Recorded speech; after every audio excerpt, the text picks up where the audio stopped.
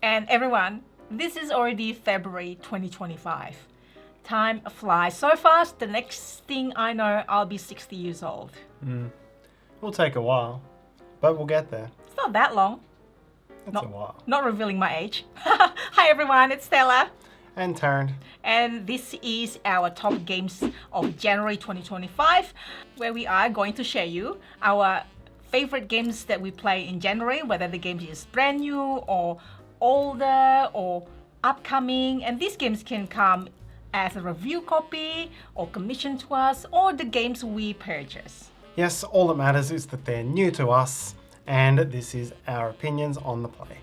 Now, before we get to the top games, a few housekeeping first. We're going to give you an update what we've been up to, and then this time our top games, we're not going to do it in kind of like in order as usual. We kind of like jump back and forward a little bit. We have a bit of overlap and not a very easy way to string them together, so yeah. Yeah, so we can talk about the same game. Both of us can talk about the same game rather than secretly keeping our opinions to ourselves. So I'm going to share at the same time. Sounds okay? Okay, I assume that's okay. So first thing first, we went to CanCon, which is a board game convention in Canberra. CanCon has been running for years and years, and I think this is probably one of the longest running board game convention in Australia, and it started off as War Gaming Convention. So now they expanded. Yes, I think it's been wargaming really for most of its history, and wargaming, to be honest, that's almost all there was through the 80s and 90s. It was much, much bigger than the hobby space in Australia at that time. Very big in the hobby Euro library area this year. It was about the busiest I've seen it. So I think it is back to or even exceeding pre-COVID excitement, which is great. Yes, it's amazing. So we have been going back there for years and years. I don't know, 5 years now. We keep seeing our friends. We have our friends that we usually see there now, and we played some games. What games do we play, Tarrant? Do you want to share that first? I don't think I should, because many of them were great and are about to appear. Oh. well, 2 games that we have played before. Let's just say that. Yes, we got another game of Saltfjord out. We got another game of SETI out. SETI still either hasn't or only just hit shelves in Australia. Correct. It's been slow to reach, so it was certainly got a few eyeballs as we were playing it on the table, because it just, otherwise can't be found in this country. The second thing I want to share is my new podcast. So you may see Tarrant's t-shirt. So this is actually my podcast with Candice Harris from BoardGameGeek, Melissa, which is my friend that I met at Melbourne Board Gaming Meetup, our own meetup, and Eric Yuko from What's Eric Playing. So the 4 of us have created fortnightly released podcasts that we release every second Friday, and it's called Life Beyond Board Games, which is about exactly what it is. So we all board gamers, but what we focus on is that we share about the fun and challenges, and maybe a bit more about the things surrounding board games, the people, how we feel about things, and just not about what's the hottest game right now, but about the human connection, human side of board games. So that's been something that I've been wanting to do for the last few months. So we have 2 episodes so far. You can listen to it if you like. There's a link in the video description below, or on Spotify, Apple Podcasts, and all the listening podcast app that you can find it. If you can't find it in your favorite listening podcast, please let me know and I will investigate. Yes, it's an enjoyable listen. The team has a good rapport, some good stories to tell. They've all come through different accelerations and different ways of getting into the board game space. I'm not there. I may appear as a guest at some point in the future. How confident are you, Tarrant? I may appear. Has anyone invited you yet? Well, you said you would. Yeah, okay. But at the moment, I am just a human billboard.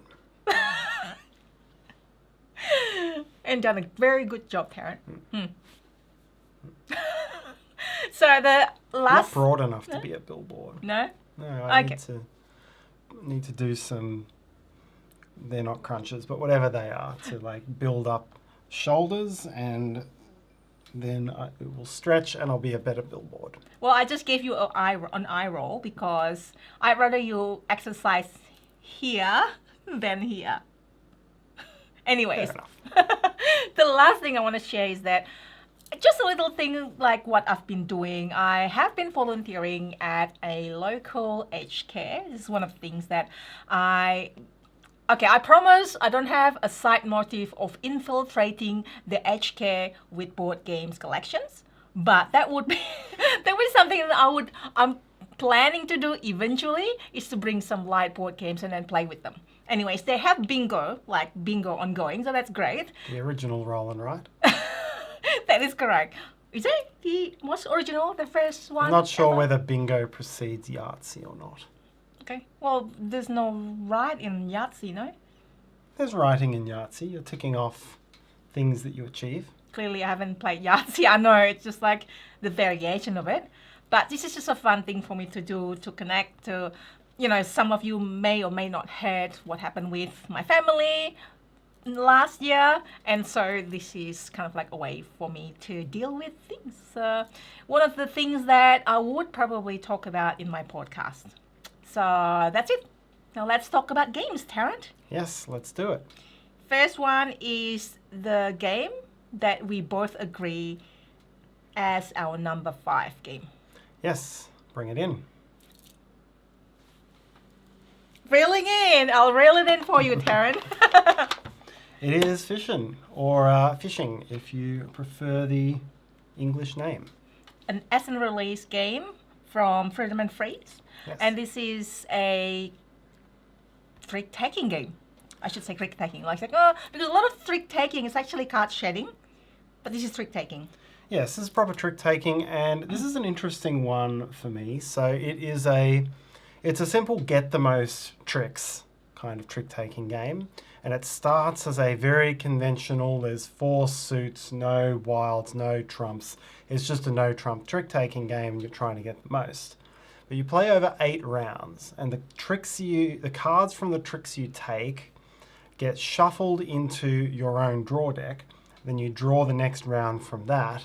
And if you didn't take enough cards to draw more, then you draw from the central deck, which is more powerful. And that starts to introduce trump cards to the game. It starts to introduce higher numbers in the basic suits. Yeah. It's layered, so they get more and more powerful. And it introduces some cards with special powers on them as well. And then over 8 rounds, you just see who takes the most total cards in tricks. So each round, you get points by the number of cards you want. So if I want, like, 4 tricks, and then there are 4 players, it could be like 16 points then for me. But what I love about it is that, you probably don't want to win the first few rounds because you need to gain your next round cards from your own pile, from the cards that you won from the previous rounds. So if you have more of those, then you don't get to draw the good cards from the middle, the center table. So you kind of like, at what point do you want to start winning if you can, or maybe the first few rounds you probably want to lose so that you get to draw the cards in the middle. It's very interesting, like balance, and then when do you need to stop and do that? Yeah. Or even once you have some trumps, it's about looking at which trick do I win. If there's a few low to mid cards on the table, yeah, I could trump it and get 4 points, but that's going to hurt me a little bit in future rounds. So there's a little bit of watching and waiting there as well. Yeah. So that's very interesting, and see how people are playing, and there are some powers that let you gain the cards in the played card for your next round. So that's really good. Like which one you play, just another level for trick taking. I mean, trick taking is already like that, right? Like you see what people are playing, and then what you're gonna play next, what you keep. But this is just another level. Yeah, I'm going to make a statement here. I think if you've watched me review a lot of trick-taking games or refer to them, I am a bit of a trick-taking snob, I think. Yes. I played a lot of 500 going through uni. That's a partnership form of euchre. And I really enjoy the crew. And it's because they both have that limited communication, cooperative, contract style of play. And I've often said that's the only type of trick-taking game that I particularly like. And I've never really enjoyed the just get the most tricks or use the powers on cards that change things up. Things like Microsoft Hearts. Never been my style. But this one is really fun. And the fact that, you're making decisions early, I mean, it kind of fits into the light to mid filler category. But the way it switches and you've got catch up by being weaker, and then you switch your strategy later. If you've got a lead, you don't care about taking small cards because you've got so many cards in your deck, you're never going to get to it. So it just has these interesting factors in there that make it a really fun game in this style. I agree. Possibly the best. I mean, I agree on all levels how fun this game is and how snobby you are when it comes to trick taking. I mean, no kidding. You're hard to please, but only for this one. I swear, generally, you're not that hard to please when it comes to, I don't know, food, and other games. Yes. So for a game that plays over 40, 50 minutes as a trick taker using rules you'd be familiar with, highly recommend it. Game number 4 for me is Crafting the Cosmos from Office Dog and plays 2 to 4 players. So this is a new game releasing in retail, and I think they said that they have Board Game Arena as well, maybe still testing. But this is a game, it has Mancala actions and it has quite unique activation from that Mancala action. That's what I love the most about it. There are 4 actions. It's fundamentally a tile placement game, so you've got your own personal board of you're placing nebulae, you're placing stars, you're trying to get the right stars around nebulae to score them, you're trying to get the right life tokens around to score them. So you're building up a personal board, and the way you draft everything for it is there's 4 action spaces in the middle.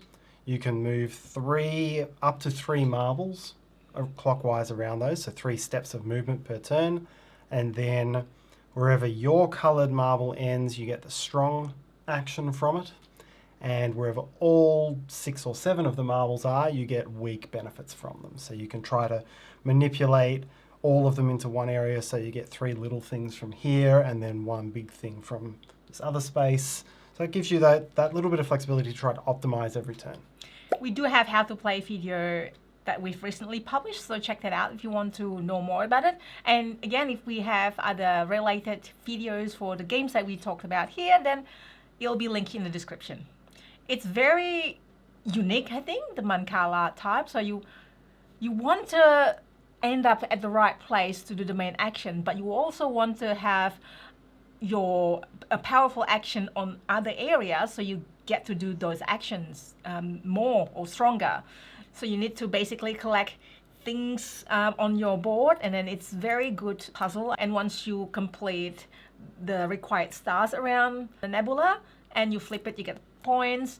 And it's just puzzly as well when you're gonna complete this, and then you can move the star somewhere else to complete other nebula. There is objective at the end of certain rounds that you're trying to achieve.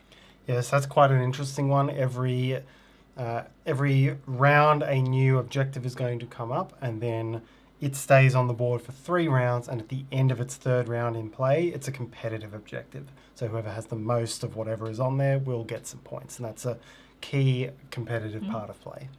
And it is using a tray from, almost like using the game box, but just a tray that you use in the game to move things around to put the components. Yes, very easy to pack up and take out. Yes, if you like that puzzle and then trying to maximize your turn and even some resources you can't keep between rounds, so really maximize it and check out Crafting the Cosmos.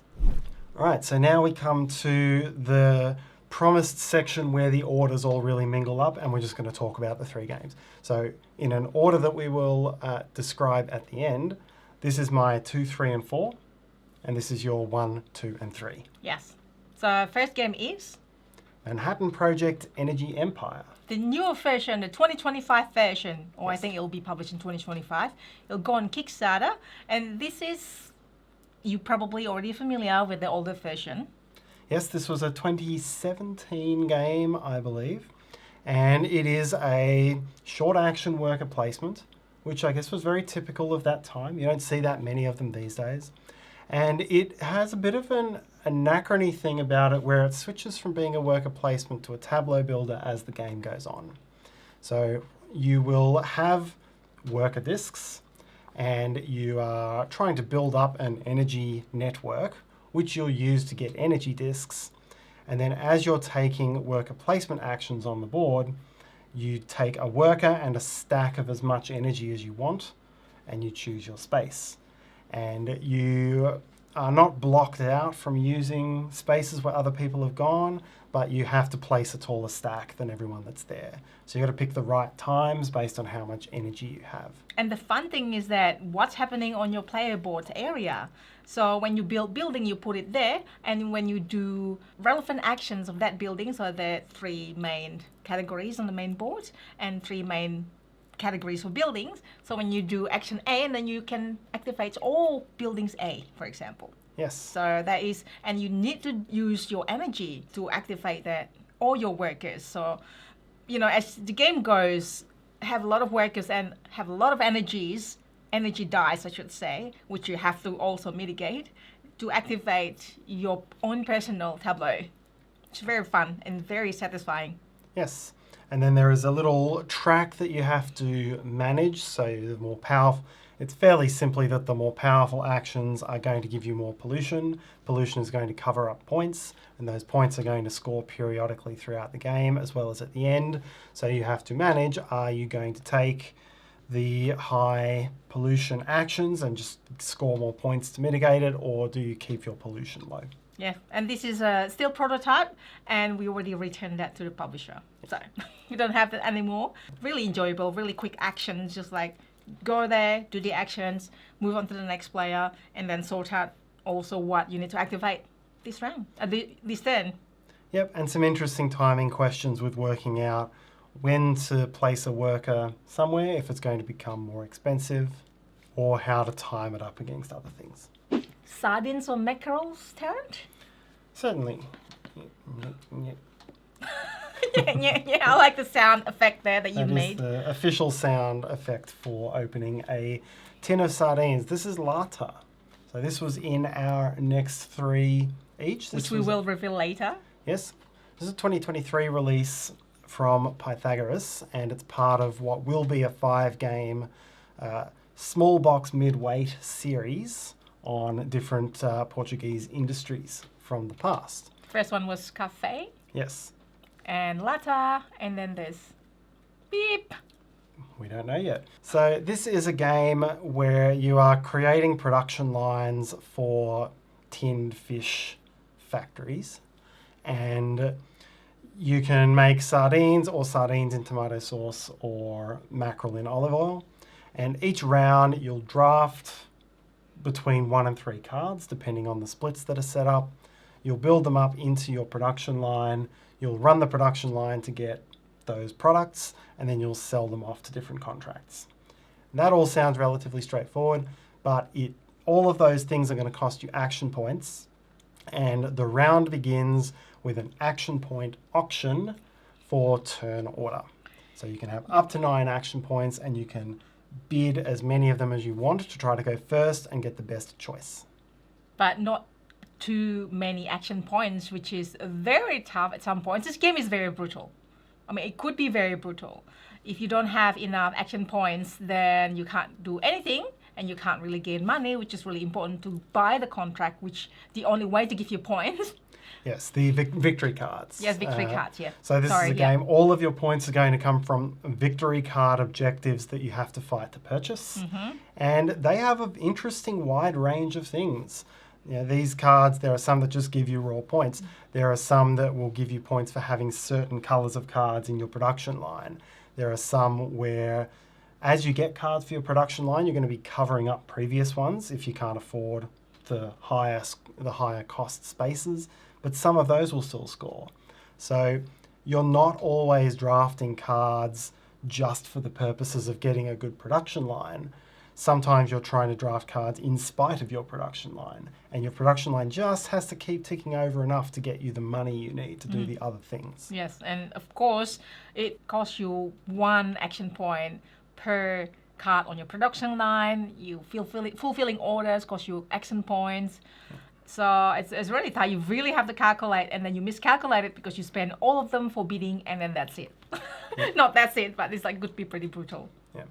I've often said I really enjoy, I don't always love auction games, but I do really enjoy a game which has an interesting turn order selection. Yeah. And I've always thought that action points is one of the most interesting currencies to bid with, and possibly the only currency in an auction. Again, auctions, I can often find it tough to work out the value of things until you've got a lot of plays under your belt. But I always really enjoy action point bidding because I think that is, I can always tell what action points I want and what sort of risks to take with it. So yeah, really enjoy it. But then it's often you can just miss that risk because you thought you're going to win the bidding, someone else overbid you and you didn't get the card that you thought you have, and then you ended up with this card, and then now you all of a sudden you have to spend money to even put the cards on the place that, because you have to put the cards, and then some place cost you money to just even put the cards, or covering over the cards, or you have to cover the cards that you don't want to cover if you don't have the money. Yep, this makes for some really interesting interactions, especially at a higher player count. Yeah, really love it. Lata. And then the third game in our series, which we'll get to the order shortly. This was an Essen release last year from Pile Up Games in English, and the Game Builders had it in German. And these should be familiar names because they also designed Lata. Yeah. Roland Costa. So this is Stevens. So this is a game set in the aftermath of the Lisbon earthquake. So you've rebuilt the buildings with Lacerda's game. Now you've got to put the windows into all the buildings in Stevens, because Stevens was an English industrialist who produced glass factories in Portugal in the late 1700s. I know these themes don't always sound thrilling, but... No, I was so surprised that you know all these things in your head. It's in the rule book. Yeah, but like you remember, right? Like the year and the things, like it's very interesting. See, keep building this up, not this up. That's true. Yeah. Anyhow, this is another very interactive game. There are 8 action spaces on the board, and every turn you activate an action space by taking a cube from that space, and that cube is what you'll be using to fulfill contracts. One action space lets you get more contracts to fulfill. One lets you invest in factories. And then all the others are factories that become built up over the course of the game with cards with player discs on them. They're called professions. They're all little actions that give you little bits of resources. But if I'm taking a cube from Factory X, and Factory X has 5 cards in it, it's the players who control those cards who are activating all those things. So you've got to think about what cubes do you want and where do you put your professions, because you're constantly getting things on other players' turns. Then the other thing that you can do on your turn is put your discs on these cards. And there's a whole lot of discs on your player board, and they have various different upgrade powers. And so across, I think it's about 18 discs, you're choosing what powers you're going to be upgrading and therefore what sort of strategy you're going to take. So it doesn't cost you anything to do that. You're just picking the order of when you want certain abilities. The very interesting thing is that when you activate that, but you need cubes on there that somebody take away to activate it. No cube, no activation. So it kind of like, in one of the games, I got stuck where I put all of my professions there in one spot, but there's no cubes. I was like, no. And players are putting their cubes from their production to there. So you can put there are like a few colors, and then you can put black or orange or something colors in there, and then you can put it somewhere else as well. So you don't have to put it in one spot. There are multiple spots to put your cubes production. And production is also something that you have to go and collect to produce something. It's not easy. Yeah, and that is another interesting and strange bit of interaction, but it works really well. Yeah. You invest in factories and you pay for those factories to run, and you get the cubes, but then you have to distribute them among the action spaces on the board. And by you putting cubes into play making them available for any player to take, you are gaining a benefit for that cube in that space. So you're getting benefits, but then you're seeding the cubes and the actions that are available for the next round. Really, really wonderful, and then it's quite intuitive. I mean, it's probably a little bit hard to get around it at first, like, so you don't get these, but you have to, you don't get your income cubes straight away. You have to put it there, you have to put it in the middle first, and then gain it later. So I think there's another game that I can't think of right now that has that indirect income, but I really love this one because it's very unique that way. Yep, and very interactive. Oh, yes. The game speeds up as well. What we've found is the factories, you get a reset, which is when you can do your contracts every time 2 of the glass factories are empty. But the amount of cubes that go back into those factories gets shorter and shorter as the game goes on. And so you start triggering things much more quickly. Sometimes it no longer makes sense to activate your buildings because you're not getting as many points out of them as you would otherwise. And that changes the economy of how many cubes are out there for players to do contracts. So yeah, there's just all these layers that keep you engaged and keep you thinking about what other players might do. Very, very unique. I think very highly interactive and very unique game. Stevens. Yes. And so, Lata, Stevens, and Energy Empire, what were our orders? So for me, my number 4 for the month was Energy Empire. Yeah, I'm going to put it up. Yeah, you're going to put a superimposed box there. Yeah, okay. And my number 3 for the month was Stevens, and my number 2 was Lata. Gee, these two were close. They're both good games. Oh, they both are kind of like the same designers as well. They're competing with each other, Tarrant. All right, my turn. My number 3 was Lata, and then this is my second one. Energy Empire. Thank you. And this is my number 1. It's Stevens. And this was a 2024 game, which we didn't get to in 2024. Yeah. Would it have cracked your top games for the year, do you reckon? I don't know. But that means that I have to drop something else, which is I'm sad about. So I think we probably even put it away. I mean, some people do 2023 game for 2024, and then I did start a captain's chair in 2024, but it's 2025 games. So there, I think we allow a little bit of year overlapping. Yeah, thank you. So 3, 2, 1. And I'll say Stevens for me in 2024. It would have been, I had a pretty solid top 9 in my top 10 for the year. Stevens would have been fighting for that 10th spot. I don't know if it would have got it. It would have pushed out another one from almost the same publisher. It was the same guys who gave us Asian Tigers. But this was right up there as well. Really good game. All right, so now up to your number 1, Tarrant. My number 1 for the month, and this is it's a little bit different because this is an expansion. This is the Body of Books expansion for Scholars of the South Tigris. And it's unusual for me to bring an expansion in for a top game of the month. I did with Gaia Project last year. Yeah. But I really liked what Body of Books did for Scholars of the South Tigris. And I felt it gave a whole new lease of life on the game, on Scholars, which I enjoyed a lot more. And some expansions add something onto a game. This one I felt enhanced something was lacking. And it was engine building. Yeah. So Scholars of the South Tigris, there's 4 main actions. They're all interactive in that what you do can influence what another player can do after that. Yes. So you're creating a common pool of scholars who can translate things for you, while a lot of what you're doing is also solitary and trying to get as many points. And one of the things you could do in Scholars was, as you were retiring your translators, they would go under your player board and enhance those actions. What Body of Books did was introduced more ways of enhancing your actions. It created page cards, was what they were called, and they were easier to get earlier in the game than the translators were.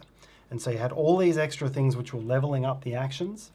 And I felt that made the actions more dynamic, and it gave you earlier ways of specializing and earlier ways of having stronger actions, which really I felt gave you a lot more control over what was going on and a much more interesting puzzle. Okay.